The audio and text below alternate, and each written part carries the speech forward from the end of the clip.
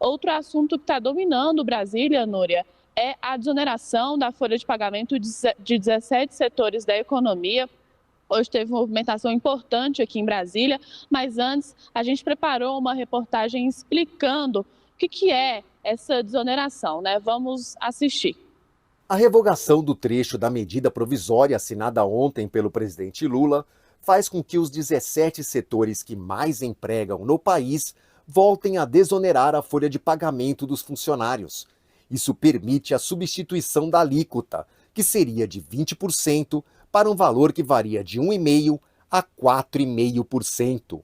A medida provisória é muito importante, primeiro, para que a gente possa garantir a recuperação desse reequilíbrio econômico do país, da responsabilidade fiscal, não permitir um desarranjo da saúde das contas públicas do Brasil, está se recuperando desde o começo do governo do presidente Lula, e ao mesmo tempo cria estímulos para a formalização no mercado de trabalho, dos empregos, sobretudo de quem ganha até um salário mínimo nesses setores econômicos. A lei que permitia a desoneração venceria no ano passado.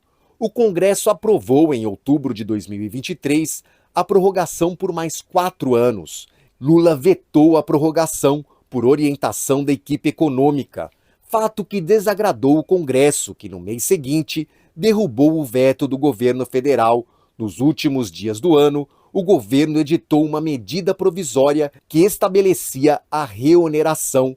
Isso desagradou ainda mais deputados e senadores. A desoneração começou com poucos setores, foi aumentando, e os políticos entendem que a desoneração da folha ela é grande geradora de emprego. Então fica essa briga, sempre quando você vai terminar a desoneração, ou você vai reduzir os setores beneficiados, fica uma briga política e a gente não consegue acabar com a desoneração.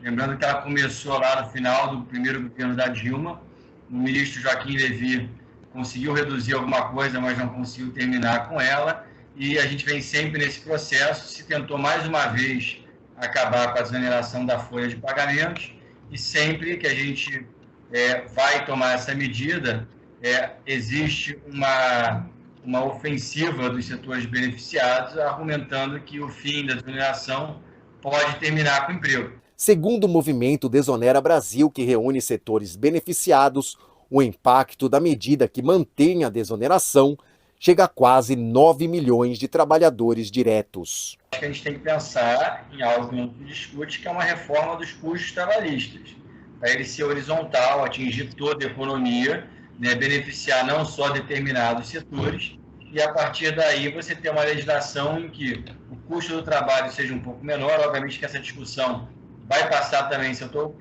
reduzindo a arrecadação que eu tenho no mercado formal de trabalho, eu vou ter que, de alguma forma, reduzir os benefícios desse trabalhador.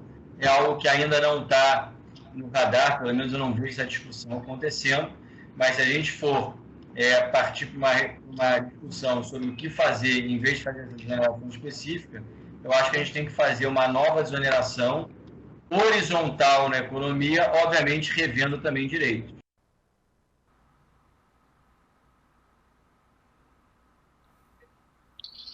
Olha, Núria, e o governo acabou de enviar o projeto de lei da desoneração, foi prometido ontem, quando o presidente Lula revogou essa medida provisória, ele prometeu enviar ou outra medida provisória ou um projeto de lei para tramitar em regime de urgência. Então, a gente acabou de receber, nesse exato momento, foi protocolado aqui no Congresso Nacional, é um projeto de lei que deve tramitar em regime de urgência, então funciona assim.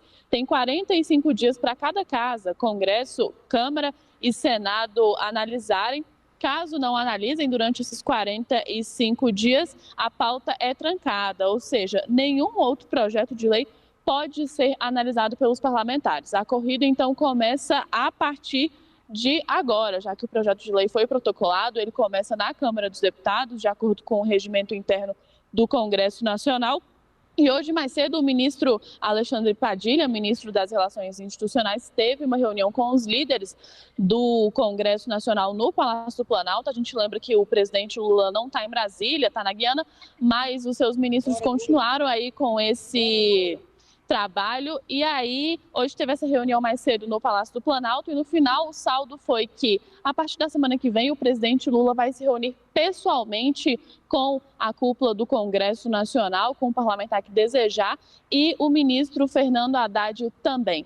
A reunião está pré-agendada para terça-feira, mas como o presidente Lula está em viagem e o ministro Fernando Haddad está se recuperando de uma infecção por Covid-19, ela pode ser adiada, mas no primeiro momento ela está pré-agendada para terça-feira. Então a gente segue acompanhando a repercussão agora desse projeto de lei aqui no Congresso Nacional. Perfeito. Obrigada, Marília. Boa noite, bom trabalho aí para você.